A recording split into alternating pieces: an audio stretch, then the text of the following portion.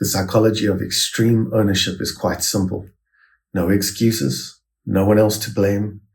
You need to hold and own everything in your own world without trying to project your failures, your victim mentality onto the world, God, or other people. And it's a very valuable concept, developed by the Navy SEALs. And just as it saves their lives, their minds, their mental health, it helps us to develop our own definitions of ourselves as successful, bold, and courageous. When we blame, we become victims, and quite honestly, victims are violent people. They're volatile, selfish. They never take responsibility, and in doing so, hide, keep secrets, and lie, and become aggressive to defend the lies, not only that they portray to others, they lie to themselves as well. So the Navy SEALs said, if a mission fails due to any kind of error, something we left out, some kind of omission, something we did in terms of neglect, you take full responsibility for it. And in so doing, you remain authentic. And that's where it becomes a spiritual practice for us. The mindset eliminates the blame game entirely and immediately focuses the entire person, or the entire Navy SEAL team for that matter, on finding solutions, not going over and mulling on the problems. If we fail at life, we are ultimately to blame for our own actions and responses, especially if we continue the failing mindset year in and year out. And that's what victims do. And we all have that capability within us. Contemplative intelligence really is that true mirror that allows us to see ourselves and how we think, feel, and behave for what it really is. And no masks are required. And that's the kind of extreme ownership that really changes our mental health pretty quickly. So we go from victim to owner. I'm unhappy because I lost my job, because the boss is bad. My relationships always fail because I guess I just attract the wrong people. These kinds of mindsets are the victim mentality that extreme ownership can help us with. I definitely use the psychology of extreme ownership as a tool to teach people how to take that ownership and ultimately control through authentic power that they can develop through practicing mindfulness techniques that get rid of having the personality lead the assault. So life itself is about high stakes, whether you're at war or at home. And it's I suppose life is pretty much a life or death operation. And there's no room for excuses with this extreme ownership idea. No blame, no finger pointing, definitely no victimhood, and a intense focus to get on with what we need to get on with, as opposed to wallowing in our misery.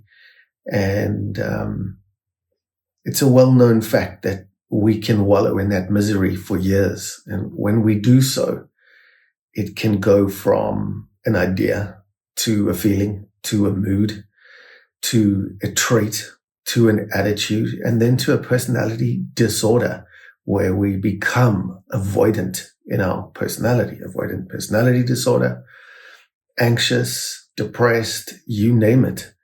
And any kind of mental health program that's worth its weight is all about shifting the onus, the locus of control, onto the person, where they take charge and some kind of accountability for their lives. And then they grow step by step through any process really to become authentic, real, free. And in those states, they can recreate things and live out their passions, and then they become less and less stuck, emotionally damaged, traumatized. So there's always a way out, and that's what you've got to do if you're a Navy SEAL or if you're depressed. And if you've been depressed for 10, 20 years, you need to find a way out, just like a Navy SEAL has to find their way out of Iraq or Iran, and bet their life on it. Of course, mental health problems are fueled by feeling less than. So we've got no self-efficacy. It's fueled by blaming. It's fueled by all of these things that ultimately can put us in a cage or in a box 6 foot under if we're not careful. Stress does lead to a diseased body, a diseased heart, and a diseased mind. There's no doubt about that. The research is in. So if we can create those states through lower thinking, feeling, and behaving, then the opposite must be true. If we want to create something beautiful, sustaining, powerful, where we can create and grow and change ourselves and others in the world, we can do so with a new mindset, a new way of thinking, feeling, and behaving. So the critical distinction really with the philosophy of the psychology of extreme ownership is that you don't sit and remain defined by your past. You don't allow the pain of the perpetrator to control your present emotions, decisions, and relationships in life. You don't wait for that apology. It may never come. And, ships are built, they don't come in. We don't wait for justice. We don't wait for a redo.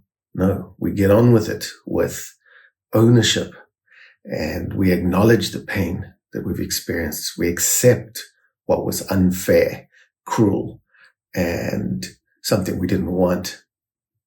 So we get to the point of my healing is my responsibility. I stop being triggered, which is a favorite word of many people who stay victims. And you instead use your own triggers, your own emotional regulation, and you do the work of, seeking help, finding ways to process pain, and then to grow through it. So that's the ultimate act of self-empowerment, any which way you look at it.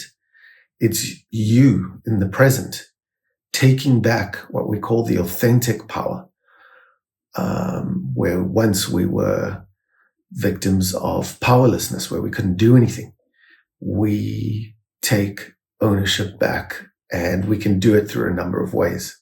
The first way we start with it is knowing that you define the mission. So you set the rules and the parameters. What do you want to achieve out of life? Who do you want to become? What kind of a person do you want to be? Or what impact do you want to have? This is the mission. And the mission, above all, is where we're going to go. So where focus goes, energy flows. And if we focus on the mission, we must know what the mission is. So number one, define your mission.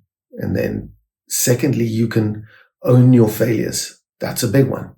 If we failed to prepare, communicate, adapt, if we failed to improve, to do the work, if we decided to quit rather than persevere, we need to own these things. And then thirdly, you practice discipline. You cannot change without discipline. It's a requirement of change. So, the SEALs have a saying, discipline equals freedom, which I tend to agree with. When you own your life through extreme ownership, you own your habits, you own your behaviors, you even own which thoughts you decide to believe. Are you going to feed the negative ones or the positive ones? Are you going to write down affirmations, or are you just going to let your self-will run riot and let whatever thought come across your mind do so without being questioned?